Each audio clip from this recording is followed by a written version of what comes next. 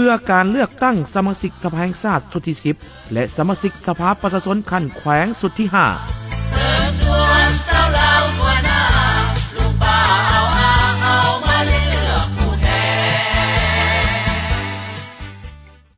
เพื่อการเลือกตั้งสมาชิกสภาแห่งชาติสุดที่10และสมาชิกสภาประชาชนขั้นแขวงสุดที่5ในมื้อนี้จะเสนอให้ท่านได้ฮู้จักเนื้อในสำคัญของกฎหมายว่าด้วยการเลือกตั้งสมาชิกสภาแห่งชาติสุดที่10และสมาชิกสภาประชาชนขั้นแขวงสุดที่5มื้อนี้จะนำเสนอมาตราที่11ฮอดมาตราที่18มาตราที่11เว้าถึงการกำหนดจำนวนสมาชิกสภาการกำหนดจำนวนสมาชิกสภาให้ปฏิบัติดังนี้รับประกันการเฮ็ดเวียกเป็นหมู่คณะอิงใส่ที่ตั้งความสำคัญความจำเป็นจุดพิเศษทางด้านการเมืองการป้องกันชาติป้องกันความสงบเศรษฐกิจวัฒนธรรมสังคมของนครหลวงแขวงเมืองนครรับประกันให้จำนวนสมาชิกสภาต้องมีเพศเผ่าไว้อายุผู้เก่าและผู้ใหม่จากหลายสาขาอาชีพทั้งภาครัฐและเอกชนตัวแทนของบรรดาสั้นคน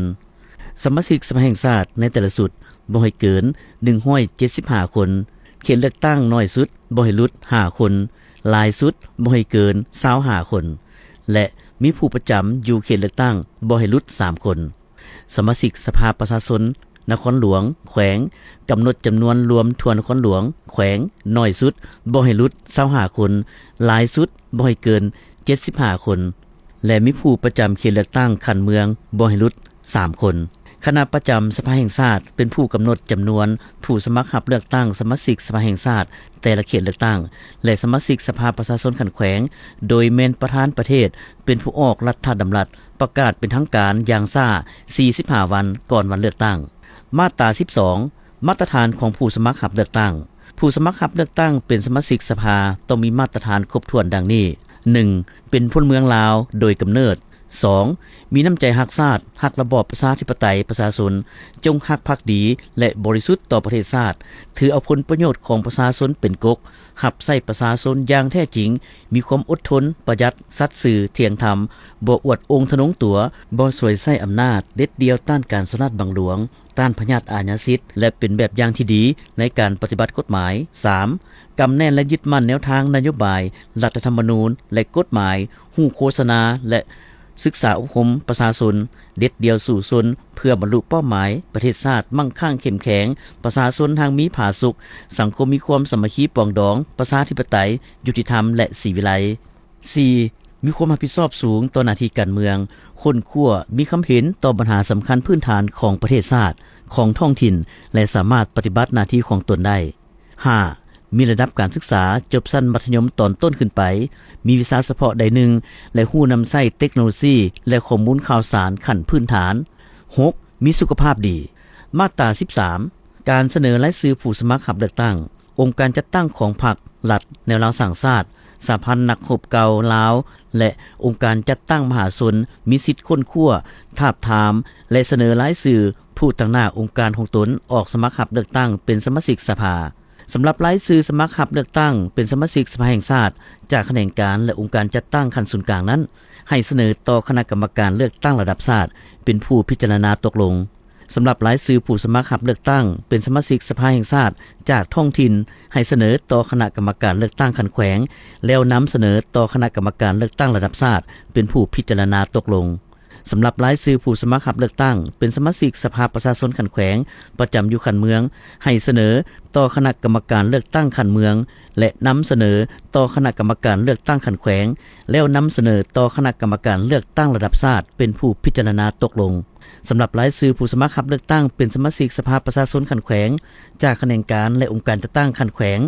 ให้เสนอต่อคณะกรรมการเลือกตั้งขั้นแขวงแล้วนำเสนอต่อคณะกรรมการเลือกตั้งระดับชาติเป็นผู้พิจารณาตกลงมาตรา14การประกอบเอกสารของผู้สมัครรับเลือกตั้งผู้สมัครรับเลือกตั้งเป็นสมาชิกสภาต้องประกอบเอกสารดังนี้ 1. คำห้องขอสมัครรับเลือกตั้ง 2. เสวประวัติ 3. รูปขนาด 6x9 ซมพื้นสีฟ้า 4. ใบยั่งยืนที่อยู่ 5. ใบยั่งยืนการศึกษา 6. ใบแจ้งโทษเลขที่ 3 7. ใบยั่งยืนสุขภาพมาตรา15การจัดเรียงเลขลำดับของผู้สมัครรับเลือกตั้งการจัดเรียงเลขลำดับของผู้สมัครรับเลือกตั้งในแต่ละเขตเลือกตั้งให้ปฏิบัติดังนี้ 1. ผู้สมัครรับเลือกตั้งเป็นสมาชิกสภาแห่งชาติแม่นคณะกรรมการเลือกตั้งระดับชาติเป็นผู้ตกลง 2. ผู้สมัครรับเลือกตั้งเป็นสมาชิกสภาประชาชนขันแขวงแม่นคณะกรรมการเลือกตั้งขันแขวงเป็นผู้ตกลงมาตรา 16 การประกาศรายชื่อผู้สมัครรับเลือกตั้งคณะกรรมการเลือกตั้งระดับชาติเป็นผู้สั่งรวมบัญชีรายชื่อผู้สมัครรับเลือกตั้งเป็นสมาชิกสภาในทั่วประเทศแล้วประกาศเป็นทางการภายในเวลา 45 วันก่อนวันเลือกตั้งมาตรา 17 การคัดค้านผู้สมัครรับเลือกตั้งผู้มีสิทธิ์ปลนบัตรเลือกตั้งมีสิทธิ์คัดค้านผู้สมัครรับเลือกตั้งในเขตเลือกตั้งของตนที่ตนเห็นว่าบ่มีมาตรฐานครบถ้วนหรือมีการกระทำซึ่งเป็นการละเมิดกฎหมายระเบียบการและแตะต้องถึงสิทธิและผลประโยชน์ของประชาชนโดยมีข้อมูลหลักฐานที่เชื่อถือได้อย่างเป็นลายลักษณ์อักษรภายในเวลา 7 วันนับแต่วันประกาศรายชื่อผู้สมัครรับเลือกตั้งเป็นต้นไปการคัดค้านนั้นให้เฮ็ดเป็นลายลักษณ์อักษรแล้วยื่นต่อคณะกรรมการเลือกตั้งขันเมืองเพื่อรายงานให้คณะกรรมการเลือกตั้งขันแขวงพิจารณาแก้ไขภายในเวลา 3 วันในกรณีบ่สามารถแก้ไขได้นั้นต้องรีบร้อนส่งให้คณะกรรมการเลือกตั้งระดับชาติพิจารณาแก้ไขภายในเวลา 5 วันนับแต่วันได้รับคำคัดค้านเป็นต้นไปผู้คัดค้านต้องรับผิดชอบต่อคำคัดค้านของตนตามกฎหมายและระเบียบการที่เกี่ยวข้องมาตรา 18การจัดตั้งโฆษณาหาเสียงองค์การจัดตั้งของภาครัฐแนวเราสังชาติสหพันธ์นักรบเก่าองค์การจัดตั้งมหาชนและองค์การจัดตั้งสังคมมีสิทธิ์และหน้าที่อำนวยความสะดวกในการจัดสถานที่จัดตั้งการโฆษณาหาเสียงให้ผู้สมัครรับเลือกตั้งในเขตเลือกตั้งของตนตามกฎหมายและระเบียบการที่เกี่ยวข้องสถานที่การโฆษณาหาเสียงตามการจัดตั้งกำหนดต้องมีป้ายคำขวนรูปประวัติผู้สมัครรับเลือกตั้ง